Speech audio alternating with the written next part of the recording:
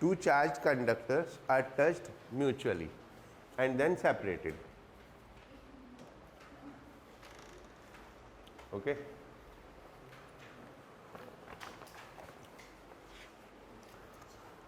What will be the charge on them?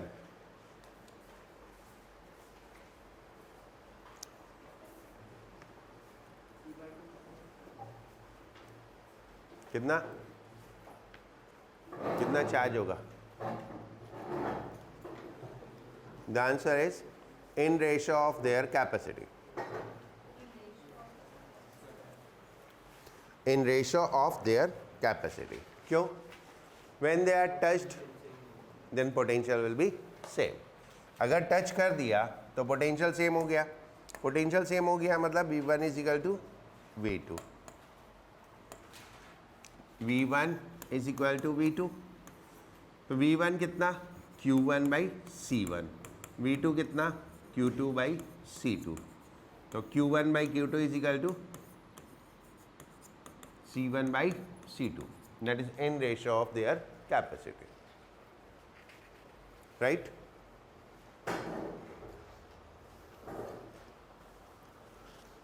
Second, the plates of a charged capacitor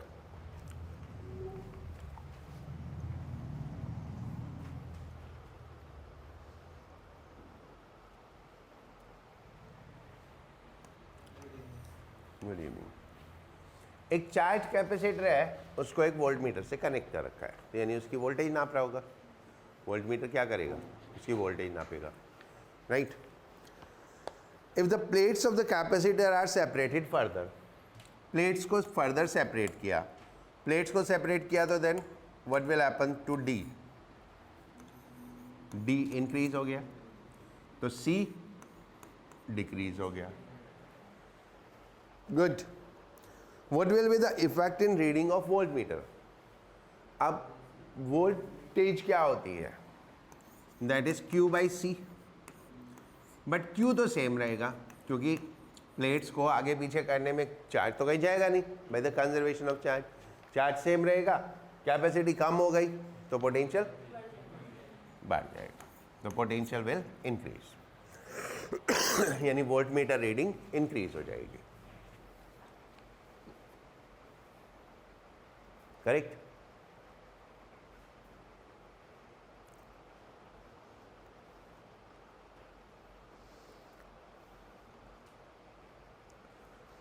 third, if a solid dielectric is placed, ये online भी आ गए. अश्वेत, अब बता दिया करो पहले, मैंने आज सिस्टम ही नहीं चालू किया. वो तो बाई चांस इधर ऑन था तो पता चल गया. अभी मैं बस शुरू कॉन्सेप्चुअल क्वेश्चन कर रहा हूँ, वो सुन ले, फिर उसके बाद ऑन करता हूँ. Okay. Third question, if a solid dielectric is placed between the plates of a capacitor, the capacitance increase. ये तो फैक्ट है. Is there any other advantage? और कोई फायदा? Yes. What is that? It gives physical strength. Physical strength to capacitor. What is that? यानी उसमें changes नहीं होते. रीजन, एक प्लेट पॉजिटिव चार्ज, एक प्लेट नेगेटिव चार्ज, तो there will be attraction among them. Because of attraction the plate में come closer, and अगर बीच में एक सॉलिड डाइलेक्ट्रिक है तो वो उन्हें क्लोजर आने नहीं देगा. Right. So what will be the answer? Yes, it provide physical strength. It do not allow the plates to come closer due to mutual attraction. It do not allow plates to come closer due to mutual attraction.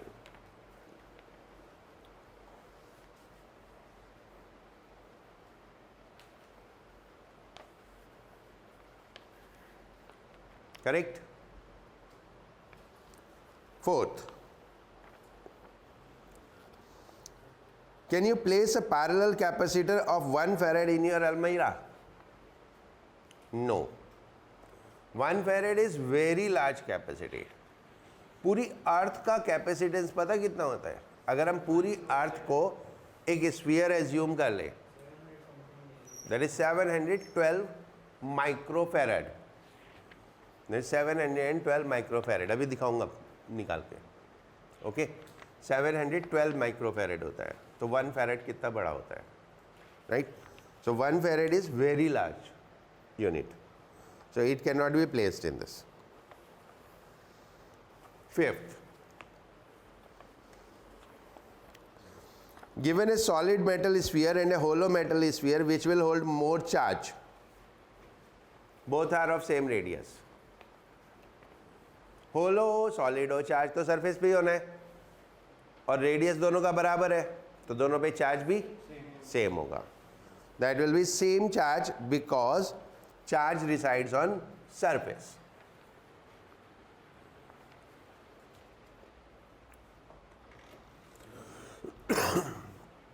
Because charge resides on surface. 6. Two capacitors of capacitance are charged to same potential, which will give more intense electric shock if touched. तुम बताओ, बोलो तुम्हारा क्या opinion है electric shock के बारे में? कभी लगा? What is the opinion about that? ये नहीं पूछा कैसा फील होता है. चलो, तो what is the answer? Equal. क्यों? हाँ, the intensity of electric shock depend on potential difference, so it will be equally intense for both. Ashwit सुनाई दे रहा है ना? अश्वित सुन रहा है ना? Okay. 7th, two spheres of different capacitance are charged to different potential. They are then joined by a wire. Will total energy increase, decrease or remain the same? अगर potential difference unequal है तो और उनको touch किया या wire से connect किया तो finally their potential has to be same. Potential same होना है क्योंकि चार्ज फ्लो करेगा हाई पोटेंशियल से लो पोटेंशियल. कब तक? जब तक पोटेंशियल सेम नहीं हो जाए. तो पोटेंशियल सेम हो जाएगा फाइनली, राइट? लेकिन जब भी चार्ज फ्लो करेगा एनर्जी लॉस होगा. There is no such ideal situation कि चार्ज फ्लो करे और एनर्जी लॉस ना हो. ठीक है, unless we are working with super conductors, वो हम पढ़ेंगे later on. But super conductor is a phenomena which do not happen normally, which happen in the particular specific conditions. तो जब भी चार्ज फ्लो करेगा एनर्जी लॉस हमेशा होगा, right? 8th, can there be a potential difference between two adjacent conductors which carry the same positive charge? Yes, if their capacities are different.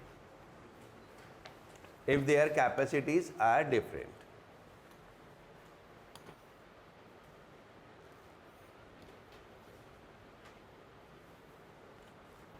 If their capacities are different, right? अगर capacities different है तो क्या होगा? Charge वो same charge होने पे भी potential अलग अलग हो जाएगा. 9th, what are the difference between conductor and dielectrics? You know well, in terms of their physical properties, in terms of their electrical properties, right? सारा कुछ मालूम है, वो लिख लोगे ना 4-5 point. Good.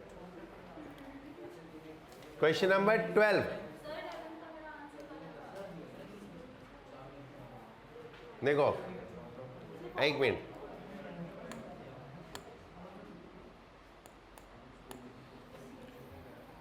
Question number 11.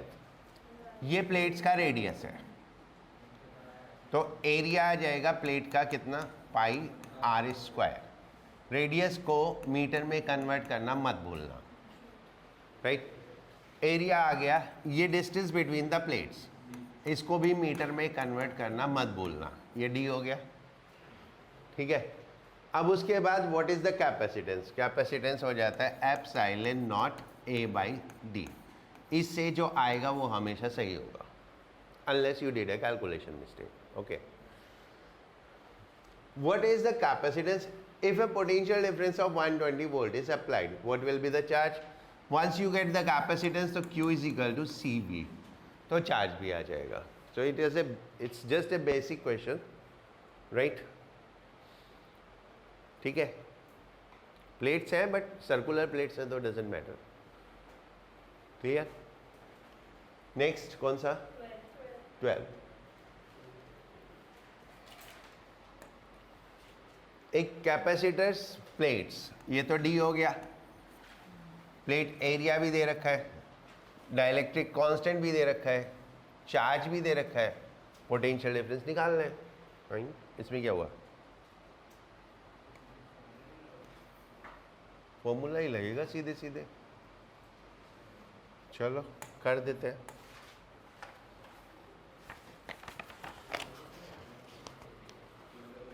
D is equal to 1.5 into 10 to the power minus 4. Area is 0.1. Area is 0.1. ठीक है। Constant is relative permittivity या dielectric constant is 3. तो कैपेसिटेंस निकाल लेंगे। चार्ज दे रखा है 0.5 micro coulomb, that is 5 into 10 to the power minus 7 coulomb. Now capacitance is epsilon naught A by D, K epsilon naught, right? K is 3, 8.854 into 10 to the power minus 12 into 0.1 upon 1.5 into 10 to the power minus 4। ये तो capacitance आ गया। अब potential के, अब हमको निकालना है potential difference. पहले तो ये कैपेसिटेंस कितना आएगा?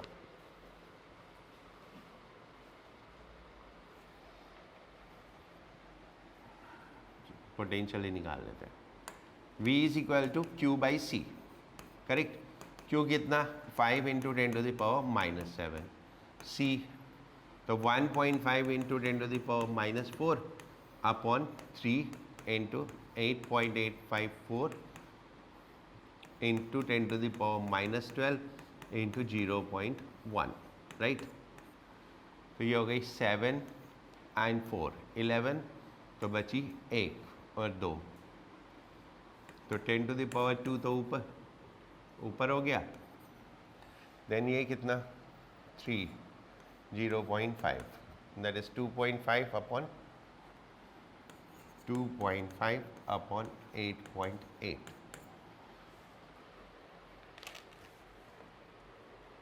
ठीक है, आ जाएगा 28 volt. Okay, that is 28 volt. Okay,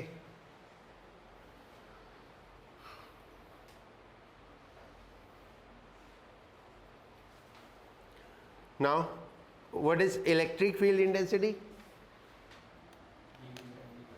E is equal to V by D.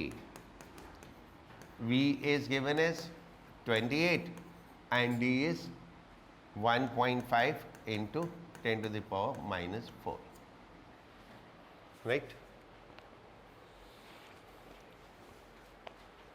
Next,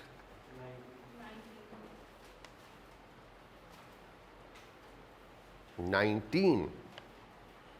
सीधे सीधे फॉर्मूला लगाओ, कॉमन पोटेंशियल वाला।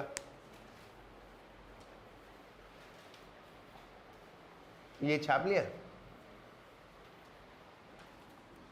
19, एक capacitor C1 5 microfarad, charge to 12 volt, V1 12। The volt is connected to uncharge capacitor. Uncharge है तो V2 zero हो गया और C2 हमें निकालना है, right? And common potential is what? 3। The common potential is 3। Then V is equal to C1 V1 plus C2 V2 upon C1 plus C2। If it is uncharge तो potential difference होगा नहीं, then V कितना 3, C1 5 into 12 plus 0 upon 5 plus C2। ठीक है, तो C2 आ जाएगा। तो C2 3 into 5 plus 3C2 is equal to 60। तो C2 is equal to 60 minus 45, that is 15 microfarad.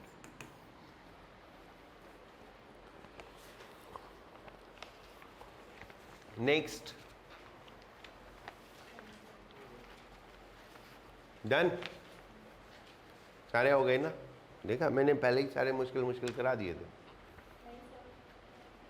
नहीं, कोई थे मुश्किल? गूगल की मदद लेनी पड़ी। चलो 2 क्वेश्चन हमने छोड़े थे, है ना? Right, okay. A parallel plate capacitor is charged with a battery to a charge Q0 as shown in figure. The battery is then removed. Okay, now condition is specified. It is disconnected from battery. Battery is removed and the space between capacitor is filled with dielectric of dielectric constant K. The energy is stored in the capacitor before and after dielectric is inserted. पहले energy तो understood है कितनी हो जाएगी? पहले energy initial energy that is Q naught square upon 2C0। Okay, अब capacitance कितना हो गया? KC0। लेकिन because disconnected from the battery तो charge will remain same. Disconnected from the battery तो चार्ज सेम रहेगा। तो that is Q square upon 2C। Charge तो सेम है, एंड कैपेसिटेंस K टाइम्स हो गया। So this is Q naught square upon 2KC not. Right, एक और question था 8th क्वेश्चन एनसीईआरटी का, वो आप करो।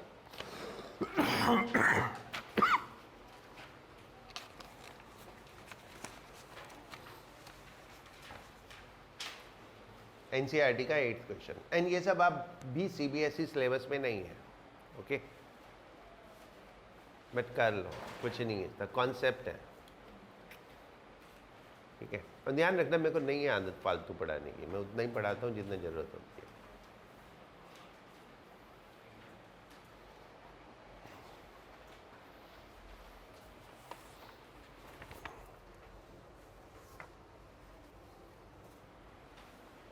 ये दे दे इसको।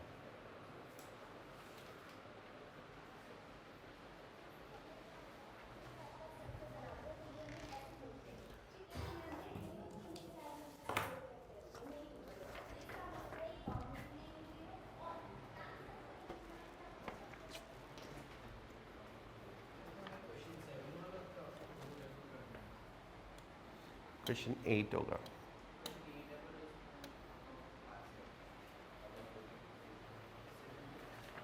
Explain what would happen if in the capacitor given above in above question। यहाँ से कैपेसिटेंस यूज कर लो ना, कितना? इससे कैपेसिटेंस यूज कर लो, कितना हो गया? That is 18 microfarad. Right, pico है, हाँ 18 पिकोफैरेड। बस इसका कैपेसिटेंस यूज कर लो पिछले वाले क्वेश्चन का।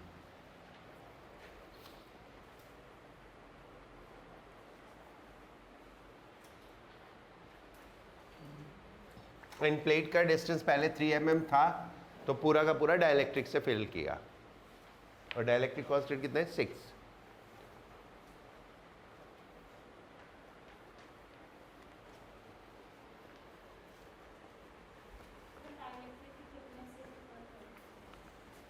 क्या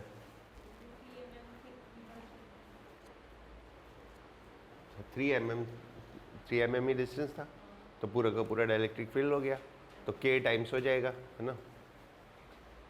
इसमें चार्ज निकालना है कि चार्ज कितना होगा। while the voltage supply remain connected after the supply was disconnected। और पिछले क्वेश्चन का आंसर क्या था चार्ज का?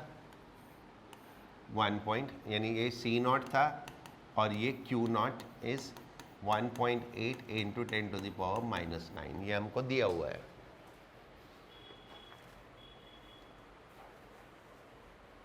एंड V नॉट भी दिया हुआ है, दैट इज 100 वोल्ट।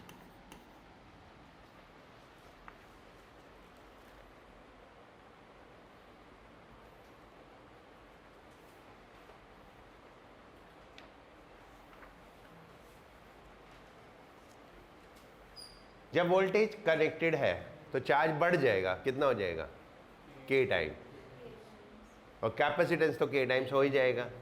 तो कैपेसिटेंस K टाइम्स हुआ तो कितना हो गया, 18 into 6 that is 108 picofarad. And ये तो नया कैपेसिटेंस हो गया। In the first case while the voltage supply remain connected, यानी Q of the first case is K times, यानी 6 times K Q naught है ना, K times of Q naught, K is 6 and Q naught is 1.8 into 10⁻⁹ तो ये कितना हो गया, 1.08 into 10⁻⁸, right? And in the second case after the supply was disconnected, तो capacitance तो 108 ही होगा and charge will remain same as usual. Okay, ठीक है। 10th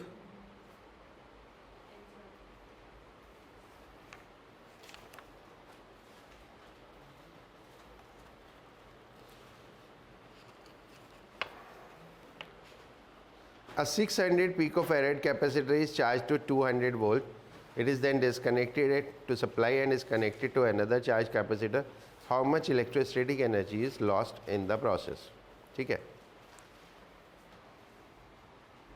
हो गया नहीं है, right. In the 10th question हमें एनर्जी लॉस्ट निकालना है। तो पहले तो इनिशियल एनर्जी निकाल लो। इनिशियल एनर्जी कितनी, half C1 V1 square plus half C2 V2 square, दोनों की मिला के, तो हाफ,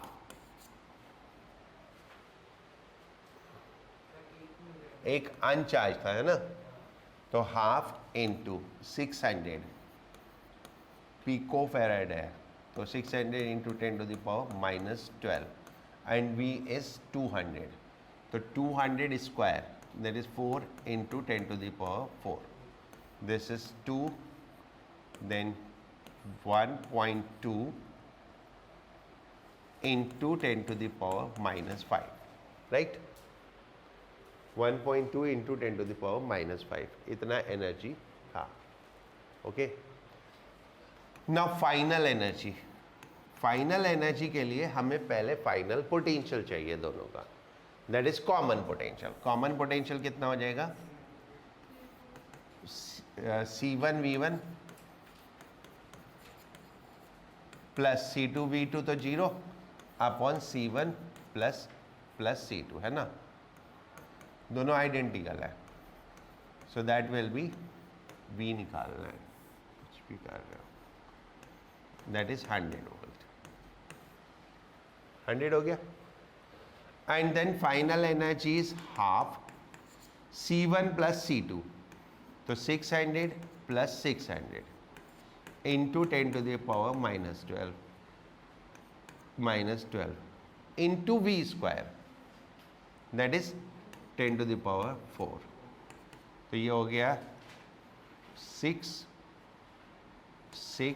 into 10⁻⁻10 and 6 into 10⁻⁻6, ठीक है, इतना हो गया। तो एनर्जी लॉस्ट कितना हुआ, एनर्जी लॉस्ट इज, इसको लिख लो 12 इंटू 10⁻⁻6, इसको ऐसे लिख सकते हैं ना, और इनिशियल माइनस फाइनल कितना है, 6 इंटू 10⁻⁻6, तो that is 6 into 10⁻⁶, that is what, and it proves that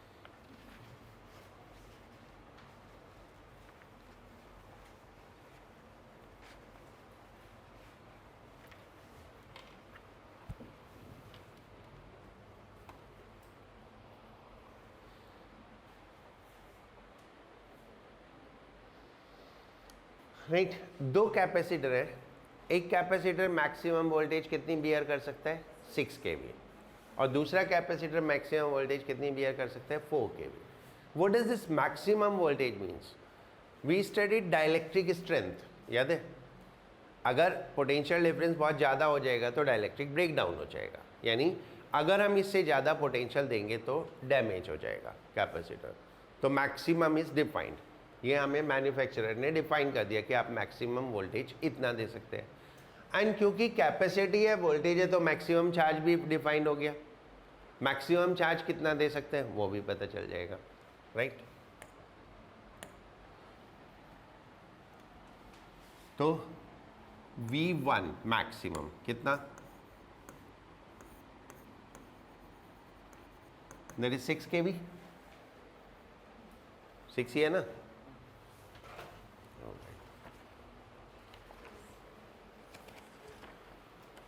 V1 maximum is 6 kV. That is 6 into 10 to the power 3 volt. Right? तो Q1 maximum कितना? That is C1 V1. C1 V1. C1 कितना? 1 microfarad. That is 10 to the power minus 6 into 6 into 10 to the power 3. That is 6 into 10 to the power minus 3 coulomb. Correct? तुम लोग note करने में ज़्यादा believe करते हो, समझ लो. तुमको पता ही जब हम लिख रहे होते हैं ना बिल्कुल पैसिव होते हैं, पता नहीं होता हमको क्या चल रहा है. मैं कुछ भी लिखूंगा तुम बस छाप दोगे उसको, ठीक है? हम किसी दिन प्रूव करके दिखा दूंगा, कुछ भी लिखूंगा तुम छाप दोगे. तो इसलिए समझ लो उसको. If I pick the question तो देन डेफिनेटली कुछ तो प्रॉब्लम होगा ना क्वेश्चन में, राइट? तो मैक्सिमम चार्ज हम इतना दे सकते हैं. इससे ज़्यादा चार्ज दिया तो पोटेंशियल डिफरेंस ज़्यादा हो जाएगा, तो ये डैमेज हो जाएगा, राइट? नाउ V2 कितना maximum? 4 kV. That is 4 into 10 to the power 3. And Q2 maximum कितना हो जाएगा? That is C2 V2, and C2 is 2 microfarad, right?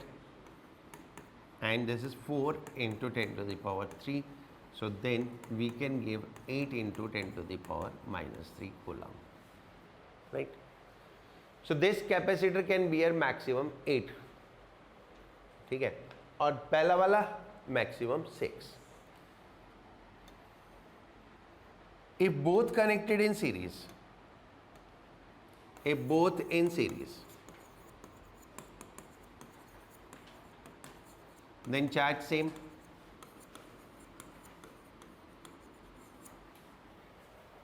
दोनों अगर सीरीज में कनेक्ट किए तो चार्ज तो दोनों पे सेम होगा, ठीक है? अब सेम चार्ज कितना देना चाहिए? अगर ये दिया तो ये वाला डैमेज हो जाएगा, तो हम मैक्सिमम चार्ज कितना दे सकते हैं? तो maximum charge we can give this. So maximum charge to series combination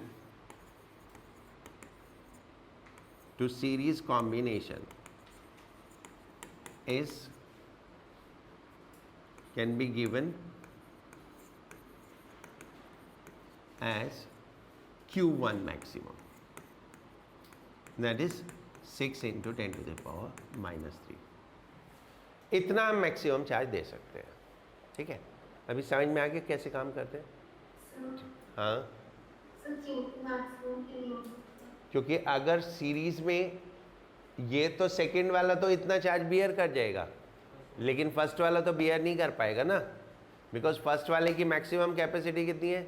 6. Okay, right? Now if the question comes in parallel, then what you are going to do? Think of. Parallel में potential same रहता है, तो maximum potential हम कितना दे सकते हैं? 4, ठीक है? राइट? तो आपको आइडेंटिफाई करना पड़ेगा किस सिचुएशन में आप क्या दे सकते हो. ओके, नाउ कॉम्बिनेशन CS कितना हुआ? 1/1 + 1/2, कैपेसिटर्स को सीरीज में कंबाइन किया तो कितना आ गया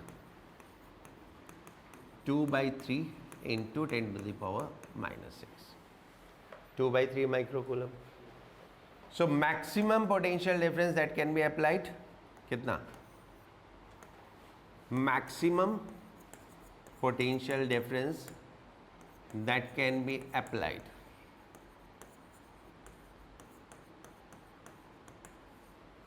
V maximum is equal to CS and Q maximum. That is 2/3 into 10⁻⁻6 into 6 into 10⁻.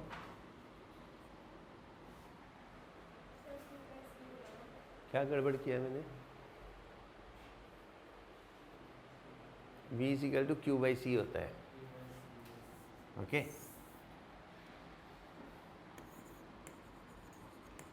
But कम से कम मेरे को इतना तो है कि मेरे को एंड में पहुंचने से पहले पता चल जाता है कुछ गड़बड़ किया. कैसे पता चला वैसे मेरे को? वो 10⁻9 -9 आ गया था, वो पॉसिबल नहीं है. तो V maximum is equal to that is Q maximum कितना 6 into 10⁻³ and CS 2/3 into 10⁻⁻6. So that is 9 into 10⁻³ volt. This is what the maximum voltage we can given to series combination, right?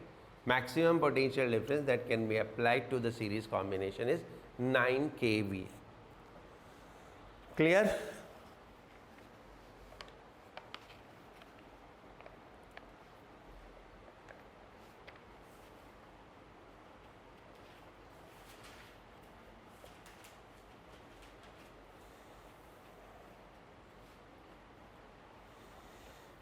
Question number 18 देखो.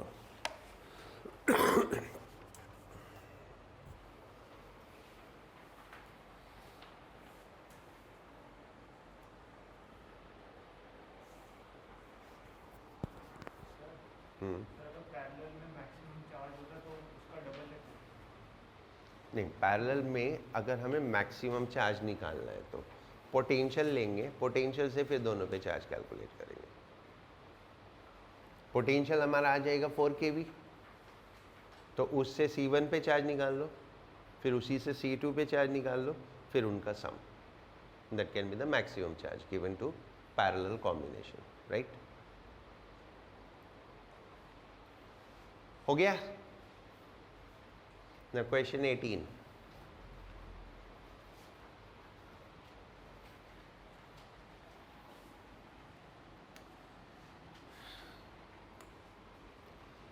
ये एक capacitor था है नहीं, जिसका plate area A था और डिस्टेंस D था. ओके हमने क्या किया, इसमें बीच में 2 डाइलेक्ट्रिक डाल दिया ऐसे. इसका कांस्टेंट K1 और इसका कांस्टेंट K2. ओके अब या तो आप इसमें 2 डाइलेक्ट्रिक स्लैब लगा के फॉर्मूला यूज कर लो, जो हमने डाइलेक्ट्रिक स्लैब वाला था उसमें 2 डाइलेक्ट्रिक स्लैब यूज कर लो. The best way is it can be considered as 2 capacitors in series. यहां से इसको अलग कर लो. Right? Assume that this plate is common to both. तो एक कैपेसिटर ये हो गया C1 और एक कैपेसिटर ये हो गया C2. ठीक है? So they are 2 capacitor in series. दोनों का कैपेसिटेंस अलग अलग कैलकुलेट करो और फिर सीरीज ग्रुप कर दो. ठीक है? अब क्योंकि ये सेंटर से डिवाइडेड है तो ऑब्वियसली ये डिस्टेंस D/2 है और ये डिस्टेंस भी D/2 है. तो C1 कितना हो जाएगा?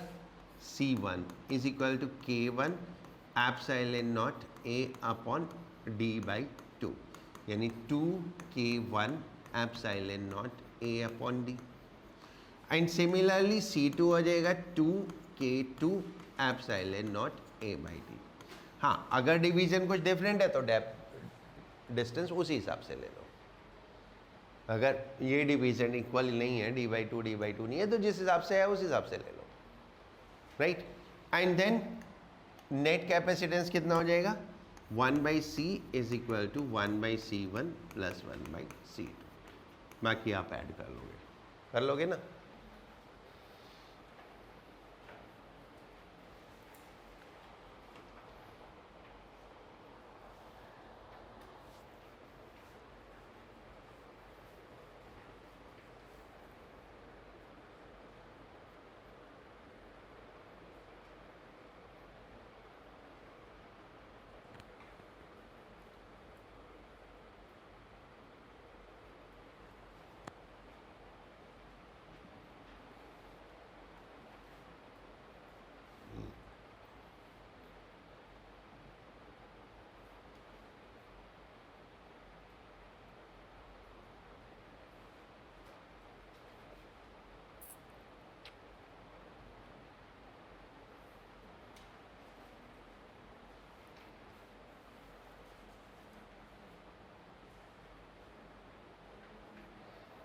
हो गया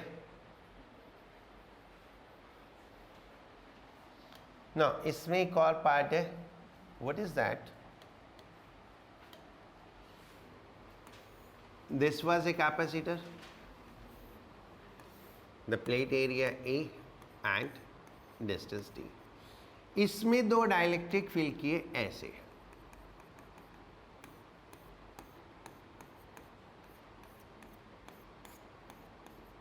this way.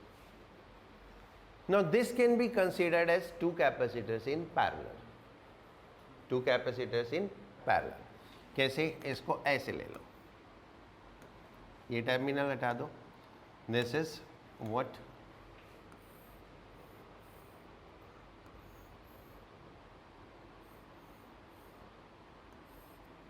right, like this, क्योंकि प्लेट से जुड़े हुए तो हैं दोनों, तो दोनों कनेक्टेड है, ठीक है। तो ऊपर वाला एक कैपेसिटर अलग हो गया, नीचे वाला कैपेसिटर अलग हो गया, दोनों के बीच का डिस्टेंस तो d ही है, but what has change, area. इसका प्लेट एरिया कितना हो गया, a/2, और इसका प्लेट एरिया a/2। ये कैपेसिटेंस C1, ये capacitance C2। Then C1 C2 calculate कर लो, then C1 is equal to K1 epsilon naught a/2d and C2 is equal to K2 epsilon naught a/2d, and then C is what, C1 plus C2। Understood. अब मैं दो में है, अब 3 part हो गए, 4 पार्ट हो गए, तो बिल्कुल ऐसे ही करने।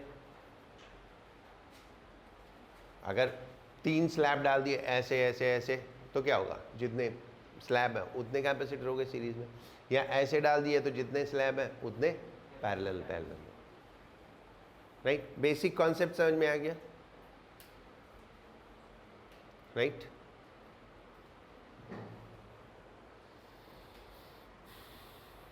Now question number 16।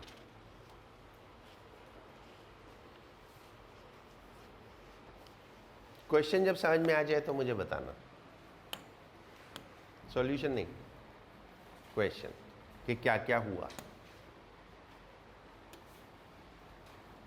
ये 16 क्वेश्चन।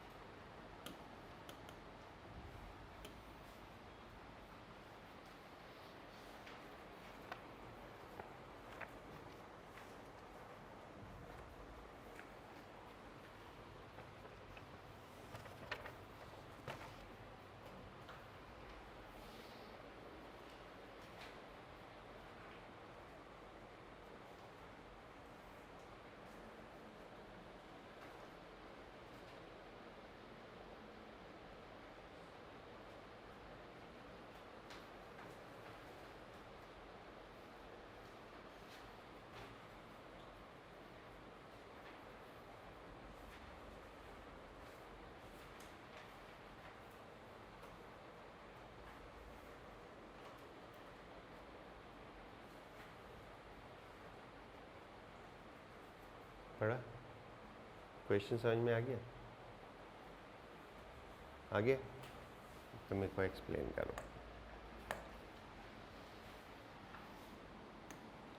बताओ, पहले एक कैपेसिटर था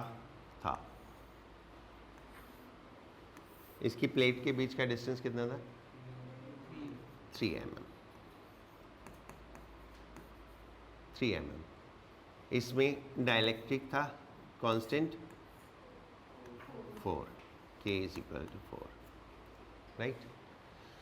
इसका कैपेसिटेंस मान लो C0 है, तो ये तो कैलकुलेट हो जाएगा। कैसे? C0 is equal to epsilon not A into K भी तो आएगा, 4 epsilon not A upon D is 3। ये तो इनिशियली था, अब इसमें चेंज किया। क्या किया? अब इसमें एक और डाइलेक्ट्रिक डाल दिया।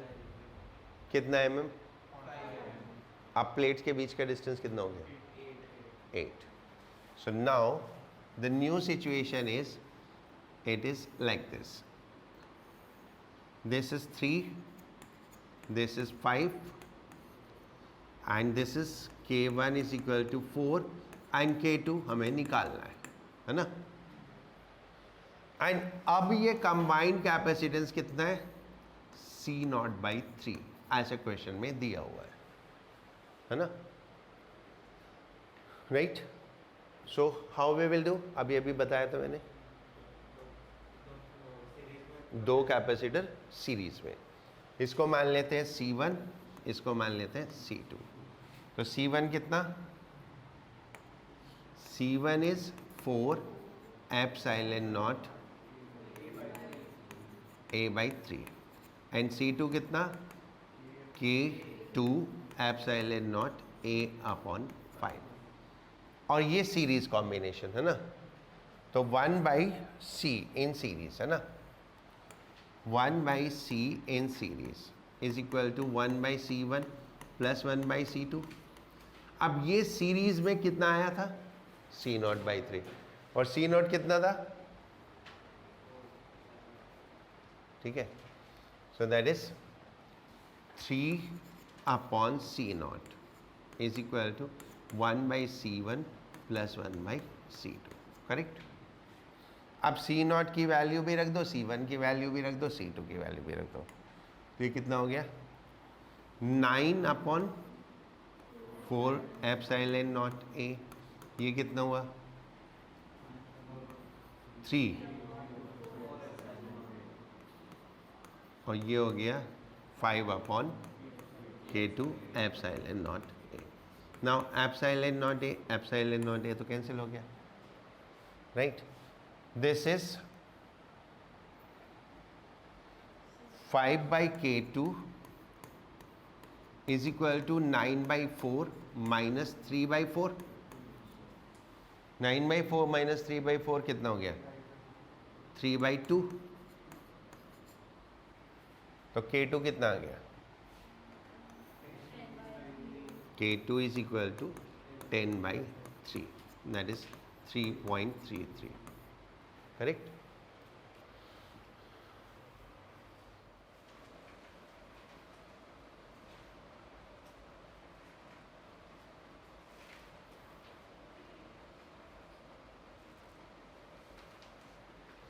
ये क्वेश्चन करना है, सिंपल सा क्वेश्चन है।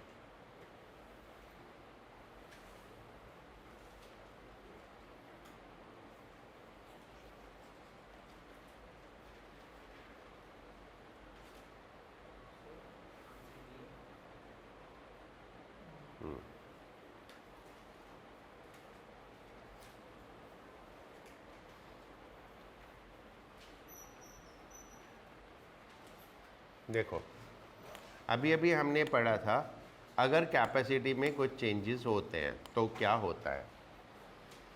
ये कनेक्टेड है, ये स्विच हमने खोल दिया तो ये डिसकनेक्टेड है, राइट। इसको मैं फर्स्ट मान लेता हूँ, इसको सेकंड मान लेता हूँ, राइट। Initial energy